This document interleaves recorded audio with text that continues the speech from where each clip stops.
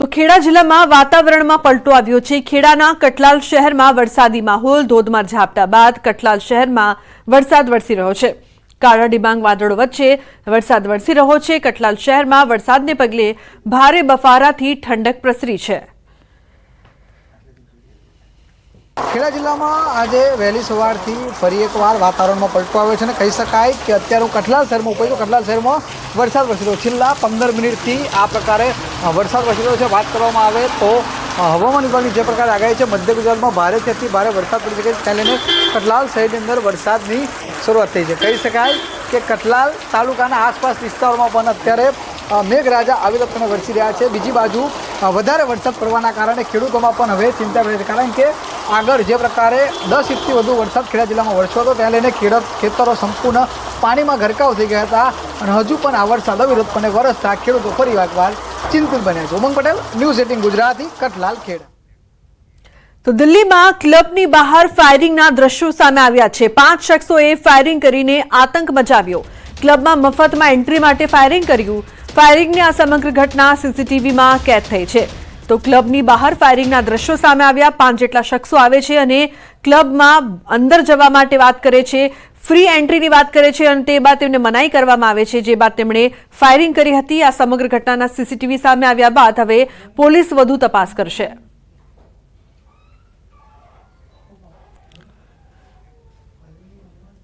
તો ગાંધીનગરમાં બેફામ રફતારનો કેર જોવા મળ્યો છે। પેથાપુરના મહુડી રોડ પર હિટ એન્ડ રનની ઘટનામાં એકનું મોત નીપજ્યું। મર્સિડીઝ કાર ચાલકે 3 વાહનોને અડફેટે લીધા। એક મહિલાનું સ્થળ પર મોત, એક ઘાયલ વ્યક્તિને સિવિલ હોસ્પિટલમાં ખસેડવામાં આવ્યા છે।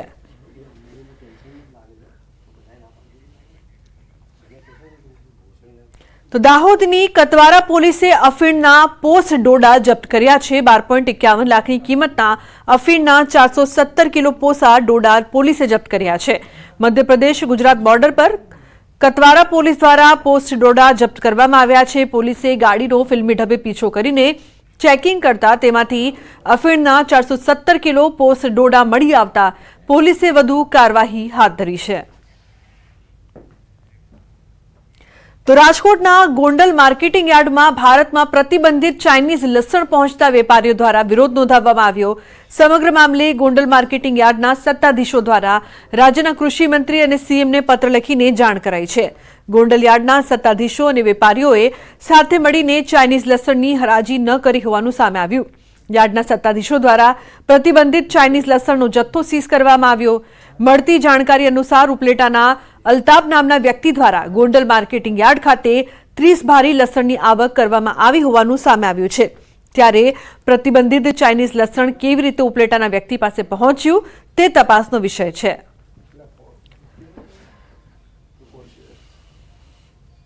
આજે ગોંડલ માર્કેટ યાર્ડમાં ચાઇનાનું લસણ જે બેન્ડ છે ભારતની અંદર, તે ગોંડલ માર્કેટ યાર્ડમાં અંદાજે 30 કટ્ટા જેવું લસણ ઉતરેલું છે। અંદાજે 600-700 કિલોનો જથ્થો છે।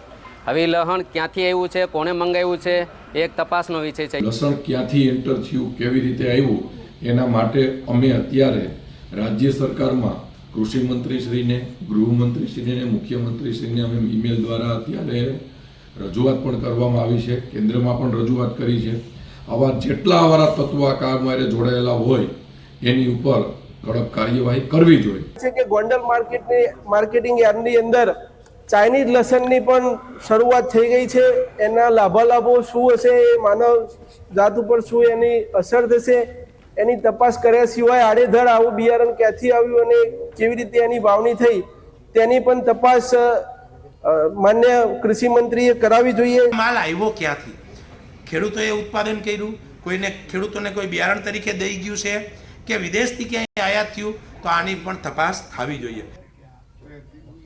તો અમદાવાદની સાબરમતી જેલના કેદીઓ ઉદ્યોગ કરીને કરોડોની કમાણી કરી રહ્યા છે। વર્ષ 2020-21માં જ્યારે કોરોનાથી દેશના ઉદ્યોગ ધંધા પડી ભાંગ્યા હતા, તે સમયે સાબરમતી જેલના કેદી ઉદ્યોગમાંથી 3.78 કરોડ, જ્યારે વર્ષ 2023-24માં 4.60 કરોડની કમાણી કરી। જેલ કેદી સુધારણ પ્રોગ્રામ અંતર્ગત સાબરમતી જેલમાં હાલ 7 જેટલા ઉદ્યોગ ધમધમી રહ્યા છે। જેલમાં કેદીઓ દ્વારા ચાલતા ઉદ્યોગ કમાઉ દીકરા સાબિત થયા છે। ને આવડત હોય એમને પણ લઈએ ને જો નવો કેદી છે લેકિન આ કામ કરવા માંગે છે તો એને પણ ઉદ્યોગમાં સામેલ કરીને એને શીખવવામાં આવે છે. તો એને બેકરી પણ નો કામ કરવામાં આવે છે, વણાટ દરી ને આ બધું બનાવવાનો કામ આવી જાય છે, કાર્પેન્ટ્રી અહીંયા આવીને માણસો શીખી જાય છે તો આગળ પણ એને લોકોને આ બધું કામ લાગશે. તો અમદાવાદ જેલની 4 દિવાલો વચ્ચે રહેલા કેદીઓ દેશના વેપારીઓને આત્મનિર્ભરતાના પાઠ શીખવી રહ્યા છે. કોરોના કાળમાં નવા શરૂ થયેલા ઉદ્યોગ પણ બંધ થયા, પરંતુ જેલના કેદીઓએ બેકરી, દરજીકામ, વણાટ સહિતના વિવિધ ઉદ્યોગમાં અધધ કમાણી કરી. વર્ષ 2023-24માં 161 કેદીઓ 5.5 કરોડથી વધુના તેમણે ઉત્પાદન કર્યા છે. આ તરફ જેલ તરફથી 95 લાખ રૂપિયાની રકમ કેદીઓને વેતન પેટે ચૂકવી છે. જેલમાં રહેલી મહિલા કેદીઓ પણ ઉદ્યોગમાં સારી એવી કમાણી કરી રહી છે. મહિલાઓ પ્રિઝમ રેડિયો અને સેનેટરી પેડનું ઉત્પાદન કરી રહી છે. મહિલા જેલ છે તો મહિલા જેલમાં પણ સેનેટરી નેપકિન બનાવવાનો ઉદ્યોગ અત્યારે હાલમાં ચાલુમાં છે. તો એમાં લગભગ 5 કરોડથી વધારેનો અમારે અહીંયા ઉત્પાદન થઈ રહ્યો છે રૂપિયાનો, અને લગભગ 55 લાખથી વધારેનો અમારે નફો થઈ રહ્યો છે. તો અમદાવાદ શહેરની શાન તેમજ લોકોને ફરવા માટેનું ફેવરેટ સ્થળ એટલે સાબરમતી રિવરફ્રન્ટ. દરરોજ હજારો લોકો પરિવાર સાથે સાબરમતી રિવરફ્રન્ટ ફરવા માટે જાય છે. સ્પીડ બોટ, ફ્લોટિંગ રેસ્ટોરન્ટ તેમજ સાયકલિંગની મજા માણવા જતા હોય છે. પરંતુ છેલ્લા ઘણા સમયથી રિવરફ્રન્ટ લોકો માટે ફરવાના સ્થળની જગ્યાએ સુસાઇડ પોઈન્ટ બની ગયું છે. છેલ્લા 5 વર્ષમાં 700 વ્યક્તિઓએ રિવરફ્રન્ટમાં ઝંપલાવીને આત્મહત્યા કરી, તેમજ ચાલુ વર્ષે ઓગસ્ટ સુધીમાં લગભગ 112 લોકોએ આત્મહત્યા કરી છે. સાબરમતી નદીમાં સરેરાશ મહિને આત્મહત્યાના 20 બનાવો સામે આવી રહ્યા છે. ફાયર બ્રિગેડની રેસ્ક્યુ ટીમના ઇન્ચાર્જે જણાવ્યું કે બીમારી, પ્રેમ સંબંધો, કુટેવો, ઘર કંકાસથી કંટાળીને લોકો આ પ્રકારનું અંતિમ પગલું ભરી રહ્યા છે. રાજ્યોમાં બનતી આત્મહત્યાની ઘટનાઓમાં સતત વધારો થઈ રહ્યો છે, પરંતુ એક એવા અમદાવાદના ફાયરમેન જે રેસ્ક્યુ બોટમાં છેલ્લા ઘણા સમયથી કાર્યરત છે અને અત્યાર સુધીમાં છેલ્લા 5 વર્ષની વાત કરીએ તો સંખ્યાબંધ લોકોને તેમને જીવિત બચાવી અને તેમની જિંદગી બચાવી છે. તે ખુદ છે ફાયર બ્રિગેડના રેસ્ક્યુ ટીમના ઓપરેશન હેડ જે છે ભરત માંગેલા. તેમની સાથે વાત કરીશું. ભરતભાઈ, છેલ્લા ઘણા સમયથી અમે જોઈ રહ્યા છીએ તે પ્રમાણે અહીંયા રેસ્ક્યુ તરીકે ફરજ બજાવો છો, ઘણા લોકોની જિંદગી પણ બચાવી. કયા કયા કારણોસર આત્મહત્યા પાછળના જવાબદાર આપની સામે આવી રહ્યા? અત્યારે અલગ અલગ કારણો સામે આવી રહ્યા છે, કે ઘર કંકાસ હોય, કે પછી દેવું થઈ ગયું હોય, કે પછી એને માનસિક બીમારી હોય વધતા, કે ઘણા લોકો ઓવરએજ જે એકલવાયું જીવન જીવતા હોય, પછી દેવું, પછી ઘરના મેં જે તમને કીધું એ પ્રમાણે, અને અલગ અલગ જે કારણો બધા આવી રહ્યા છે તેની અંદર ઘણાને કુટેવો હોય, બધી લતો હોય, એના કારણે અલગ અલગ કારણો આવી રહ્યા છે સામે. બિલકુલ. અત્યાર સુધીની વાત કરીએ તો ચાલુ વર્ષે લગભગ જે આંકડો મળી રહ્યો છે 120 લોકોએ મૃત્યુને મોત આને ભેટ્યા છે. કારણો ઘણા બધા સામે આવ્યા છે. કેટલા લોકોને અત્યાર સુધીમાં આપણે જીવિત બચાવ્યા હશે, અને તે લોકો આપને મળતા હોય એમના ફેમિલીવાળા તો કેવા પ્રકારની વાતચીત કરતા હોય, કેવા કરુણ દ્રશ્યો સર્જાતા હોય?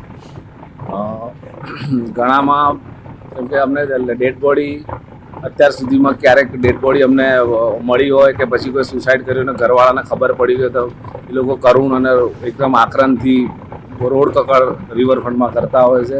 કેમ કે ઘણાના તો વાઇલ્સ હોય, એકનો એક પુત્ર હોય છે, પણ એ લોકો વિચારતા નથી આત્મહત્યા કરવા માટે, એટલે અને એમનું આધાર છીનવાઈ જતો હોય છે એકના એક પુત્રના કારણે. એટલે ઘણા બધા કારણો અત્યારે એ છે. અત્યારે જે કીધું 120 લોકોએ અત્યારે ઓગસ્ટ મહિના સુધીમાં આત્મહત્યા કરી છે, એમાં 26 થી 27 લોકોને જીવ બચાવવામાં આવે છે. તો સાબરમતી નદીમાં ઝંપલાવીને આત્મહત્યાના ચોંકાવનારા આંકડા સામે આવ્યા છે. 2020 થી 2022 સુધીમાં આત્મહત્યાના બનાવોમાં સતત વધારો થયો છે. 2020માં 142 લોકોએ નદીમાં ઝંપલાવીને આપઘાત કર્યો હતો, જ્યારે 2021માં 179 અને 2022માં 211 લોકોએ આપઘાત કર્યો હતો. સૌથી વધુ આત્મહત્યા સરદાર બ્રિજ પાસેથી કરવામાં આવી છે. રેસ્ક્યુ ટીમના ઇન્ચાર્જે જણાવ્યું કે આપઘાત માટે એકાંતવાળી જગ્યા પસંદ કરતા હોય છે, જેના કારણે જીવંત બચાવવા મુશ્કેલ બની જાય છે. હાલ રિવરફ્રન્ટ તરફથી અલગ જગ્યાઓ પર હિંમત આપતા સ્લોગન્સ અને હેલ્પલાઇન નંબર પણ લખવામાં આવ્યા. ફાયરની રેસ્ક્યુ ટીમે 700 જેટલા લોકોમાં 153 જેટલા લોકોને જીવિત બહાર કાઢીને નવજીવન બક્ષ્યું છે. સૌથી વધુ કયા વોકવે આગળથી આપને આ કોલને મેસેજ મળતા હોય છે? અત્યારે જ્યાં પબ્લિક બેઠી હોય ત્યાં લોકો ઓછી આત્મહત્યા કરે છે, જેથી કરીને કોઈ પબ્લિક જોઈ જાય અને બચાવી લે, પબ્લિક પણ બચાવી લે છે. ક્યારેક વોકવેની અંદર પોલીસ પેટ્રોલિંગ કરતી હોય કે સિક્યુરિટી હોય તો એ લોકોમાં બચાવી લે. હવે એ લોકો એકાંત જગ્યા પસંદ કરે છે, જેથી કરીને એમને કોઈ જોવે નહીં. એટલે અમને 80% તો ફ્લોટ જે ડેડ બોડી છે તરતી હાલતમાં જ મળી આવે છે. મોસ્ટ ઓફ અમારે એવું થાય છે કે આ સરદાર બ્રિજ અને જે પટ્ટો છે સરદાર બ્રિજની આગળનો, ત્યાં એકદમ એકાંત જગ્યા હોય છે, જેથી કરીને ત્યાં લોકો વધારે ચૂઝ કરે છે જગ્યા. લોકો આત્મહત્યા કરવા માટે ક્યાંક ને ક્યાંક એકલવાયુ જીવન જીવતા હોય તે બી કારણભૂત હોય છે, માનસિક બીમારી હોય છે, અથવા તો દેવું થઈ ગયું હોય. આ અલગ અલગ કારણો છે. ઘર કંકાસને કારણે પણ કેટલાક લોકોએ આત્મહત્યા કરવાનું પસંદ કરતા હોય છે. પરંતુ દરેક પાછળ એક ચોક્કસ વસ્તુ કામમાં એ આવે છે કે ક્યાંક ને ક્યાંક જિંદગી મોટી છે, તેના માટે આ કારણો ખૂબ જ નાના હોય છે. અત્યારે હાલ જે પ્રકારે વાત સામે આવી રહી છે તે એકલવાયુ જીવન જીવતા હોય અથવા તો મોત માટે પણ એકાંત જગ્યા જે છે તે લોકો પસંદ કરતા હોય છે, અને તે પાછળ સરદાર બ્રિજ જે છે તે એકલવાયુ જે છે તે જગ્યાએથી લોકો વધુ પડતા આત્મહત્યા કરતા હોય છે. કેમેરામેન હમીશ શર્મા સાથે મૌલિક દામેચા, ન્યૂઝ 18 ગુજરાતી, અમદાવાદ.